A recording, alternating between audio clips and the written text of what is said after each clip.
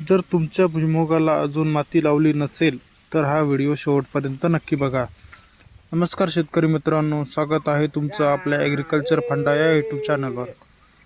तर मित्रांनो, हे बघू शकता आपण आज 1 फुटाच्या डावऱ्याच्या साहाय्याने भुईमुगाला माती लावण्याचे काम चालू आहे। तर मित्रांनो, आपण ह्या व्हिडिओमध्ये भुईमुगाला माती लावण्याचे काय फायदे होतात आणि नुकसान ते बघणार आहोत। सर्वप्रथम आपण बघणार आहोत माती कधी लावावी। पेरणीनंतर 30 ते 40 दिवसांनी माती लावावी।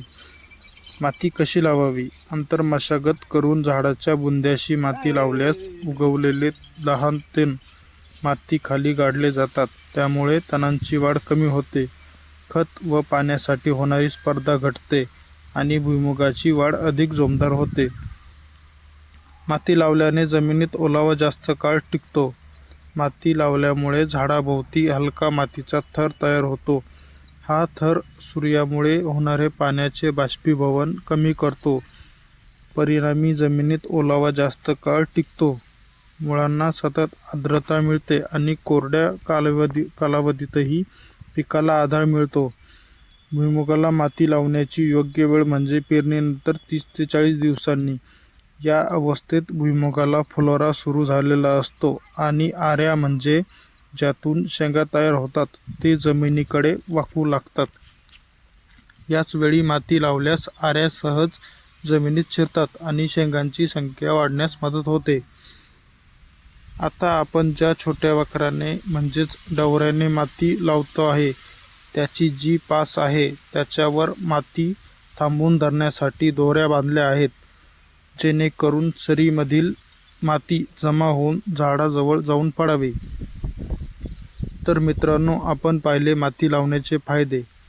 आता आपण माहीत करून घेणार आहोत की माती न लावल्यामुळे काय नुकसान होते।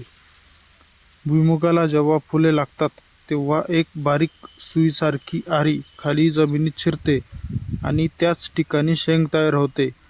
जर त्यावेळी झाडाच्या बुंद्याला माती नसेल तर अनेक आऱ्या जमिनीत शिरत नाहीत, त्यामुळे शेंगा कमी लागतात किंवा अपूर्ण राहतात।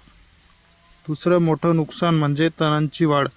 माती लावल्यानंतर तण दाबलं जातं, पण माती न लावल्यामुळे तण जास्त वाढतं आणि झाडाजवळील अन्नद्रव्य ओढून घेतं। तर मित्रांनो, माती लावणं किती फायदेशीर ठरू शकतं हे तुम्ही बघू शकता। तर मित्रांनो, कसा वाटला तुम्हाला आजचा व्हिडिओ, ज्यात आपण पाहिले भुईमुगाला माती लावण्याचे फायदे आणि नुकसान।